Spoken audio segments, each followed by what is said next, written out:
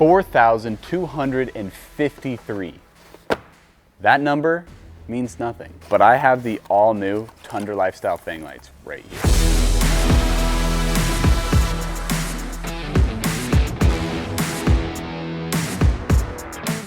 You guys have been asking, and we finally got them.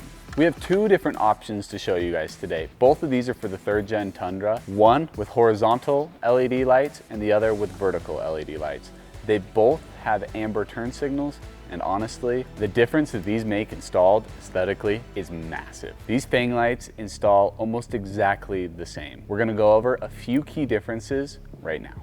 Okay, so these ones have 5 horizontal lights. This particular light comes in white with an amber turn signal. It does not come in an amber version yet, but one is on the way. And on this one, you do have the option to wire in your startup sequence. Okay, so these ones with the horizontal lines, they come with a grounding wire, which is standard. This yellow wire is your turn signal wire. You have a red wire and a white wire. These are both power wires, and you'll choose one or the other. You will not use both. The red wire maintains your startup sequence, and the white wire eliminates that startup sequence. So much like the other ones, the vertical lights, they also have a yellow wire that is your turn signal. The black wire is your ground, and this time your red wire is the only power wire. So if you get the vertical ones, they have a startup sequence permanently. Overall, both of them are simple installs, with just one having the ability to eliminate that startup sequence. Now, with both Fang Lights in the packaging, you will receive an add-a fuse. That will be to wire it to your fuse box, and wire tappers. What these will do is allow you to piggyback on your turn signal wire so that these will be synced up with your turn signals.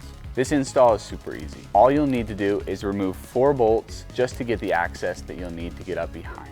There's no need to remove your bumper. We're gonna install one of these on each side to give you a better look of what they look like installed on the car. We're gonna show you how to do this on the passenger side of the vehicle. The process is the exact same on the passenger as it is on the driver. Let's get started.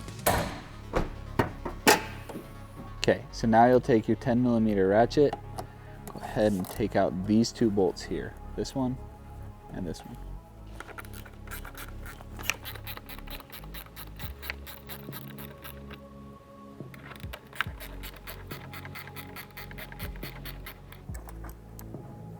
And now you can pop out your trim piece with both hands gently, and then do the same on the other side.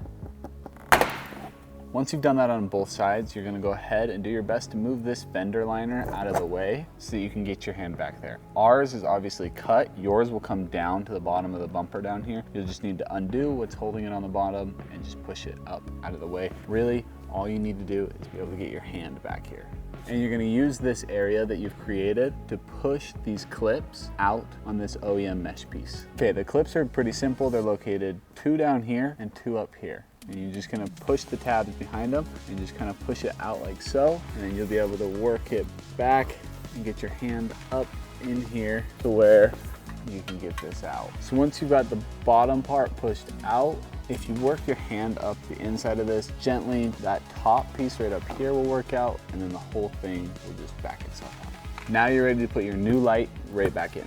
All right, so you take your new light, got your wires, we're gonna go feed them in. Best way I've found to do this, just kind of put them in an accessible spot for you. Get them in through one of these channels, that, just kind of feed it in there. And then if you can reach up here and behind, just see that you can get your fingers through right there. This is where you want to just kind of pull these wires on through, just like that.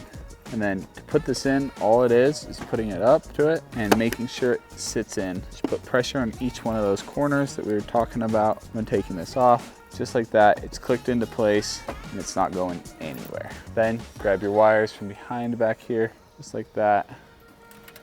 Feed them to the top. All right, so let's talk add a fuse. This is what this process is gonna look like. You're gonna take your add a fuse out of the bag, obviously.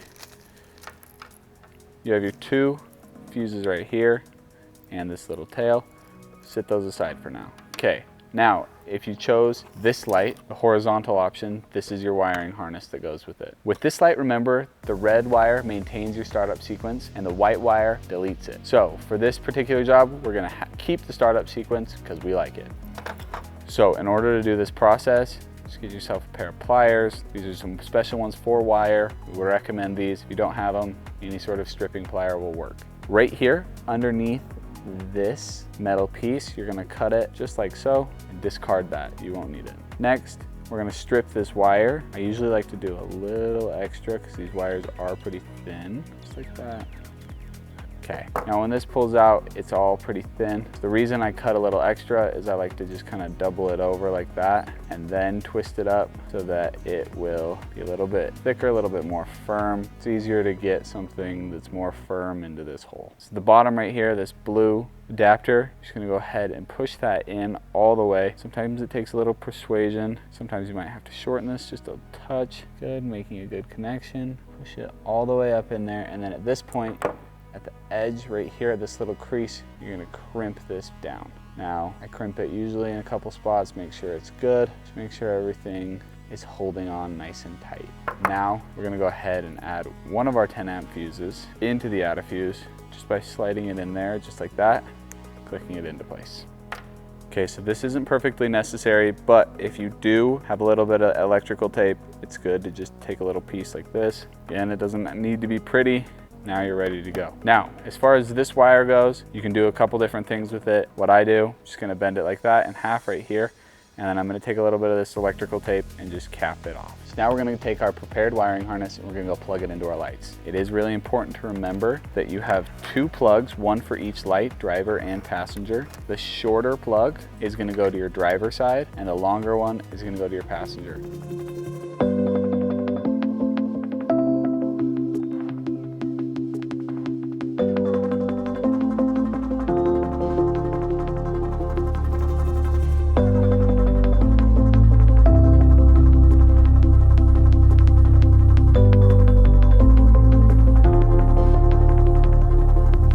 Now that I have this plugged in right here, what we'll want to do is just kind of bunch the wire up like this and just make sure we get a good route. You don't want to go over anything that's hot or anything that is moving that's going to cut this wire. So you basically just kind of want to find a nice and easy path through for your wires, and then just kind of gently feed all your wires through, especially if you're going through cramped spaces like that. Now go ahead and run this across down here just like this.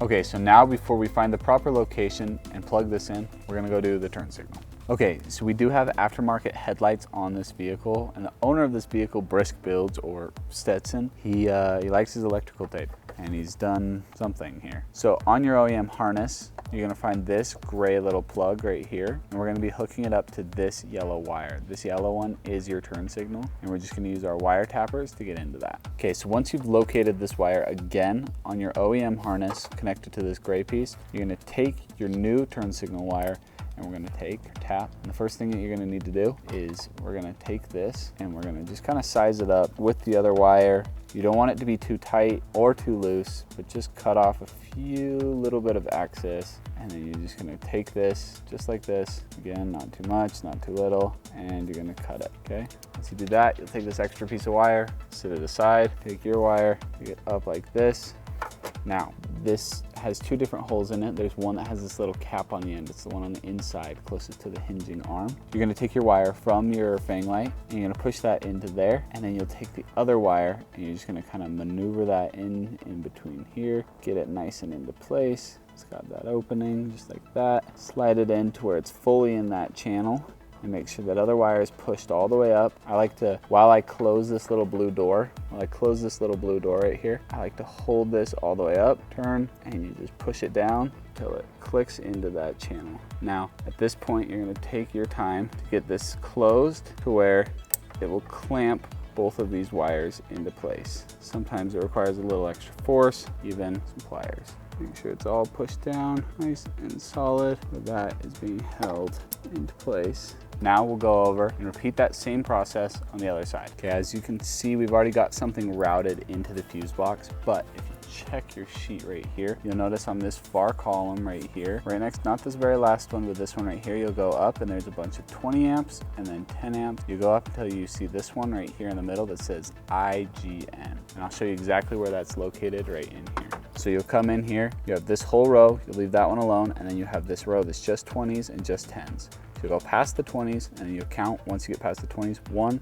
2, the third fuse up. If you can't get it with your fingers, use like pliers lightly. You just kind of work that out. Sometimes it's really hard with your fingers. Yep, okay. So you pull that out, take your addifuse, you're gonna place this in to your addifuse. Remember, your addifuse is just piggybacking off of this, and you need to add or else you'll blow the fuse and it'll break. So then make sure that those are clicked in properly, and then you'll slide your addifuse right into that spot. So now that you've placed that into place, you'll notice that Stetson's wiring is kind of a mess right now. We've got plans to come through and clean all of this out here in the next couple of weeks. But right in here, push the wires back, you'll see where your horn is located. Now, if you just loosen this bolt behind it, just to give you enough room, you can put your ground wire, just slide it right in there behind it. So then you'll take your ground, slide it in back here behind this horn right here, just like that. But once it's slid in there, then you'll go ahead, take a 10mm ratchet and tighten it down. And it's a slow go, but you just get that tightened into place.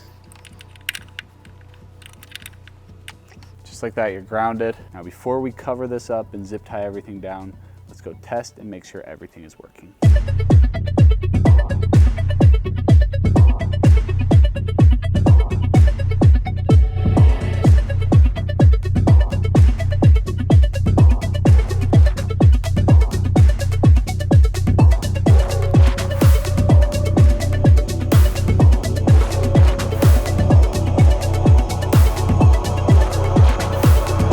All right guys, and with those few steps, you have Fang Lights installed. Whether you chose these horizontal ones or the vertical ones, they're gonna be a huge appearance upgrade to your 3rd Gen Tundra. These are available now on tundralifestyle.com, and we'll put a link in the description below. As always, thank you so much for watching, and we'll catch you guys next time.